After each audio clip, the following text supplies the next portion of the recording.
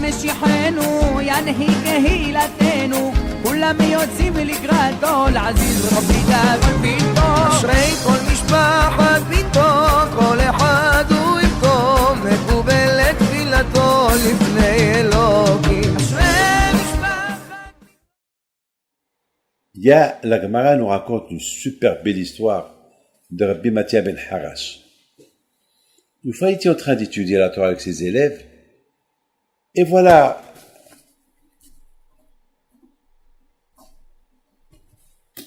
Akadosh Baruch Hu, il parle au Malach HaMavet.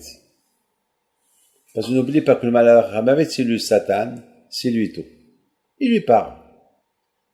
Il lui dit, qu'est-ce que tu penses de Rabbi Mathia ben Harash? Il lui a dit, c'est un grand tzaddik, il est super. Est-ce qu'il y a un comme lui dans sa génération? Il a dit, c'est un tzaddik. Je ne vais pas te dire, mais toi, c'est toi, Hachem, qui sait? Il a dit, moi, je suis heureux de lui. Alors le Satan, il dit à Akadosh Baruch Hu, eh bien, allez, bonne chose. Si tu me le donnes entre mes mains, moi, je ferai de lui ce que je veux.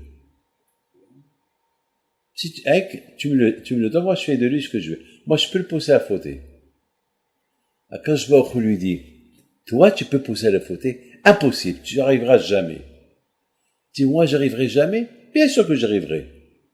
Alors, quand je lui ai dit, écoute-moi, alors je te donne la permission, fais de lui ce que tu veux, mais ne le tue pas. Parce que Satan, lorsqu'il voit qu'il est joué, il tue. Bah, je te donne la permission, mais tu ne le tues pas. Il dit, je ne tue pas. Qu'est-ce qu'il fait, le Satan? Il se déguise en une belle femme. Il descend, il rentre à Beth Midrash. Maintenant, personne ne le voit. Il n'y a que Rabbi Mathia ben Harash qui le voit. Personne ne le voit. Et bien parfumé, une beauté de femme, une beauté de femme. Et soudainement, Rabbi Mathia ben Harash, il se retourne à gauche.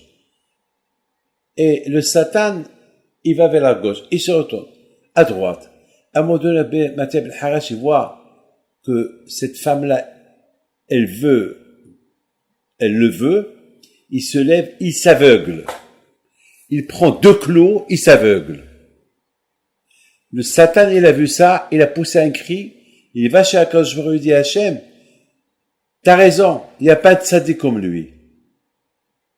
Mais malheureusement, il s'est aveuglé, il m'a même pas laissé le temps pour que je lui fasse faire fauter.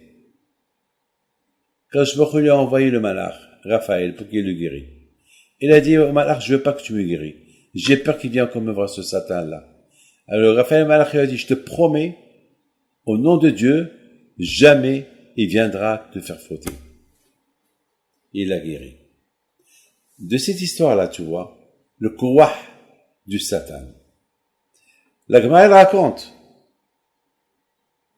qu'une fois, même Rabbi Akiva, qui était très vieux, une fois il sort de Beth Midrash, il dit, oh Hachem, je suis l'équivalent des grands tzadikim, oh Hachem, tu es très heureux de ce qu'il est.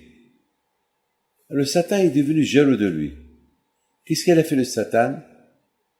Il s'est déguisé en une femme, belle femme, et il est monté sur un arbre, et il a commencé à siffler à Rabbi Akiva. Rabbi Akiva, il lève les yeux et la voit, il voit cette beauté de femme, il a grimpé, tellement qu'il a eu de Sahara, il a grimpé l'arbre, et il est arrivé jusqu'au Satan. Et le Satan, la femme, et le prend les mains, il a dit, si Hachem il m'a pas dit de ne pas te toucher, je t'aurais tué sur le coup.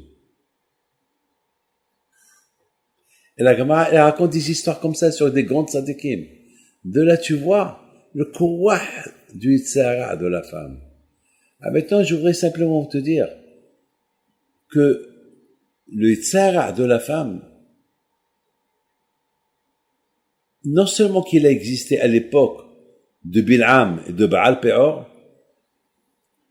c'est que même que Pinhas, il a tué Bil'am et que ils ont réduit la klipa, la tum'a, l'impureté de znout, de la débauche de l'époque, mais il reste un petit pourcentage.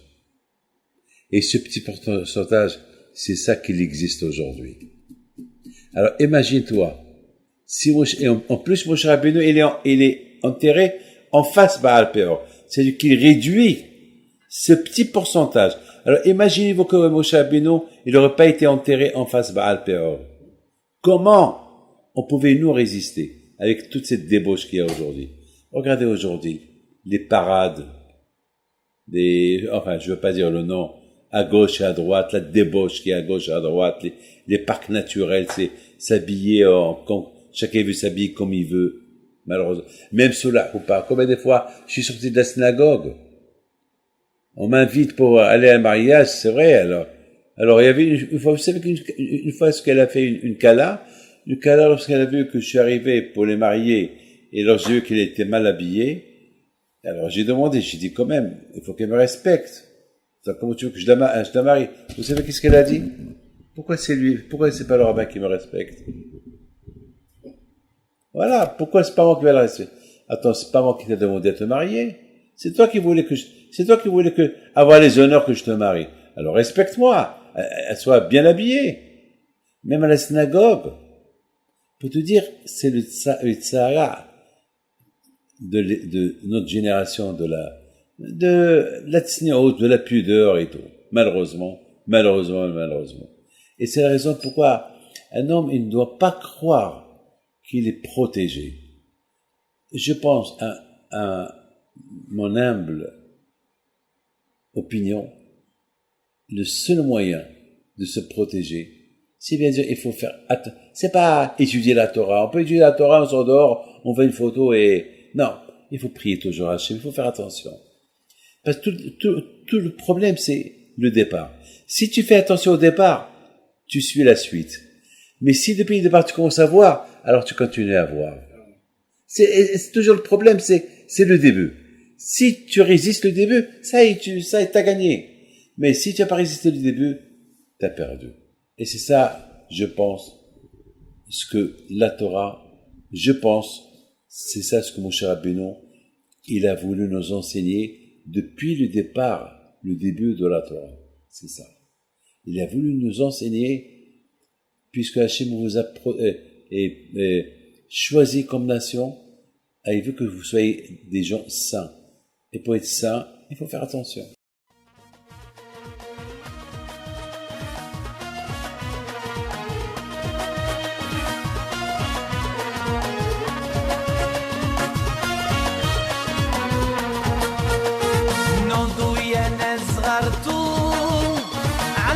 حي بينتو وقف لنا زي خو